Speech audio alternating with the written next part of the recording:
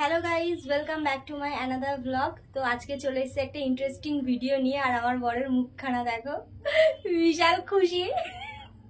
তার কারণটা হচ্ছে কালকে কার্তিক পুজো।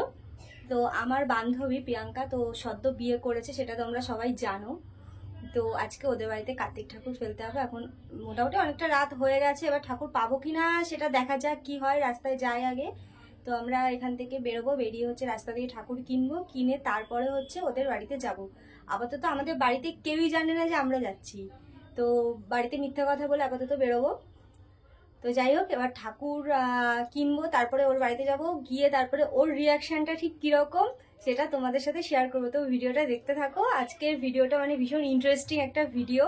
তো আমি আমার লাইফে ফার্স্ট টাইম আমি কারো বাড়িতে ঠাকুর ফেলতে যাচ্ছি। আমার বাড়িতে আমার বিয়ের পর ফেলে গেছে সবাই, তো আমি এই প্রথমবার হচ্ছে কারো বাড়িতে ফেলতে যাব। আর আমার সাথে রয়েছে আমার পার্টনার, আমার বর। কেমন লাগছে একটু বলো তোমার, বলো বলো কেমন লাগছে। এই চলো। আমার বর এতটাই এক্সাইটেড, কোনো কথা বলতে পারছে না। তো চলো, ভিডিওটা ভীষণ ইন্টারেস্টিং হতে চলেছে। আর ওদের বাড়িতে যায়, আর ওদের বাড়িতে পুরো একদম ঘুটঘুটে অন্ধকার। এরপরে এর থেকে বেশি রাত করলে আর ঢোকা যাবে না ওদের বাড়িতে, কুত্তা ছাগলে আমাদের হচ্ছে ধরে ফেলবে। তো চলো, যেতে যেতে তোমাদের সাথে কথা হচ্ছে। আর এখন বেরিয়ে যাবো ডিরেক্ট ঠাকুর কিনতে। তো চলো, ভিডিওটা কন্টিনিউ দেখতে থাকো। তো গাইজ আমি বেরিয়ে পড়েছি। গাইজ বাইরে মারাত্মক ঠান্ডা। প্রথমে আমি বেরিয়েছিলাম, বেরিয়ে তো চাদর বাদর কিছু নিইনি, তারপর আবার ঘরে ঢুকে চাদর নিয়ে এসেছি। আর পুরো অন্ধকার আমাদের রাস্তাটা, যার জন্য আমার ক্যামেরাটা পুরো ঘোলা ঘোলা লাগছে। জানি না কিছু বুঝতে পারছো কিনা। আমার ফোনের আলোতে যতটুকু হচ্ছে তোমাদেরকে দেখাচ্ছি, ঠিক আছে? তোমরা হচ্ছে আমার কথাটা শোনো, আমাকে দেখতে হবে না, হ্যাঁ? তো বাইরে ভাই মারাত্মক ঠান্ডা রে, কি আমার রীতিমতো কাঁপুনি উঠে গেছে। মানে এখনই এতটা ঠান্ডা, এখন ঘরের মধ্যে ছিলাম তো বুঝতে পারিনি এতটা ঠান্ডা। যাক, ফাইনালি আমাকে একটু দেখতে পাচ্ছ তোমরা, কারণ যেহেতু এখানটা হচ্ছে পোস্টারের আলো রয়েছে। তো আমার বর কই, ওই যে চলে এসেছে আমার বর। তারপর আমরা চলে আসলাম মধ্যমগ্রাম স্টেশনের কাছে একটা ঠাকুরের দোকানে।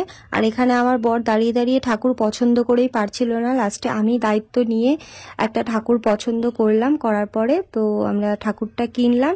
কেনার পরে এবার হচ্ছে প্রিয়াঙ্কাদের বাড়িতে যাওয়ার পালা। তো আমি এখন প্রিয়াঙ্কার ছেলেকে মানে কেতুকে আমি এখন কোলে নিয়ে আছি। এটা হচ্ছে প্রিয়াঙ্কার ছেলে। তো এবার প্রিয়াঙ্কার ছেলেকে দায়িত্ব নিয়ে প্রিয়াঙ্কার বাড়িতে পৌঁছে দেওয়ার পালা। তো চলো গাইস, এবার যাওয়া যাক সোজা প্রিয়াঙ্কার বাড়িতে। তারপরে কি হয় সেটা তো তোমাদের সাথে শেয়ার করবো। তো দেখো, বলতে বলতে চলে এসেছি আমি প্রিয়াঙ্কাদের বাড়ির এখানে। তো এটা হচ্ছে প্রিয়াঙ্কাদের বাড়ির পাড়া। তো এবার চলো গাইস, এবার আস্তে আস্তে যাওয়া যাক। তো আমি এখন যাচ্ছি। এবার আমার তো মানে টেনশন হচ্ছে যে ওরা কি ঘুমিয়ে পড়েছে না জেগে আছে। ঘুমিয়ে পড়লেই ভালো হয়। তো চলো, আমি এবার পা টিপে টিপে টিপে টিপে যাচ্ছি। আর কি হচ্ছে না হচ্ছে আমার বর পুরো ব্যাপারটাকে ভিডিও করছে, তো তোমরা দেখতে থাকো কি হয়। তো চলো, আমি বলতে বলতে চলেও এসেছি প্রিয়াঙ্কার বাড়ির সামনে। তো এবার হচ্ছে প্রিয়াঙ্কার ছেলেকে মানে কেতুকে বসিয়ে দেওয়ার পালা। গাইস, রাস্তার লোকগুলো সবাই আমার দিকে ঘুরে ঘুরে দেখছিল। আর আমি তো এই লাইফে ফার্স্ট কারো বাড়িতে কার্তিক ঠাকুর ফেলতে যাচ্ছি।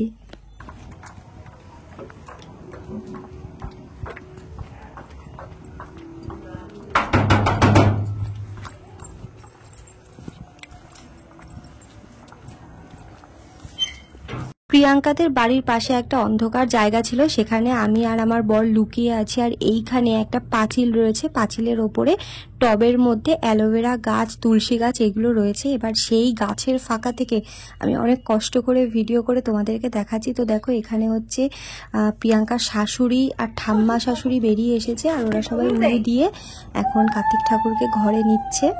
তো ব্যাপারটা দেখো, আমি যতটা পারছি এখান থেকে দেখানোর চেষ্টা করছি। জানি এখান থেকে ভালো করে দেখা যাচ্ছে না।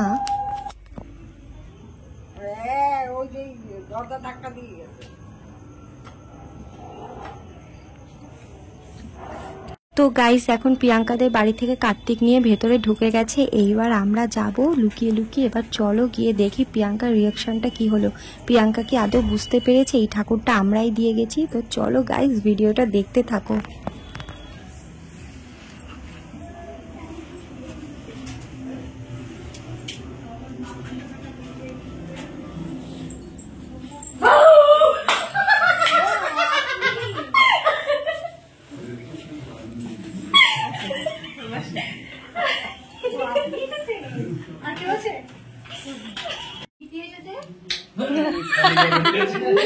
হ্যাঁ বল কিরকম লাগছে? তোর ছেলে বাড়িতে চলে এসছে। খুবই ভালো লাগছে। ও কাকিমা বলো তোমার নাতি এসছে কিরকম লাগছে? আর যে তোমার ওই যে ইয়ে কি বেশ বলে, তোমার কি হবে? আমার হচ্ছে পুতি। পুতি। তোমার পুতি এসছে। এবার পুতিকে মন দিয়ে পুজো করবা। এই যে হচ্ছে পুতিকে নাতি পুতিকে সব মেঝেতে রেখে দিয়েছে। এই যে কার্তিকের মা, বলো তোমার ছেলে আইছে, তোমার কিরম লাগতেছে? ভালো, খুব ভালো, গেল সব গেল। আর হচ্ছে তোমার ছেলের হাতে একটা চিঠি রয়েছে, চিঠিতে যা আছে সেগুলো কিন্তু ফুলফিল করতে হবে। সেটা আমার ব্যাপার। তোমার ব্যাপার না, ওটা হচ্ছে তোমার ছেলের মনের ইচ্ছা। আচ্ছা ঠিক আছে। ছেলে ওইসব লিখেছে? হ্যাঁ খাবে? ঠিক আছে। পুরোটা পড়েছিস? না। হ্যাঁ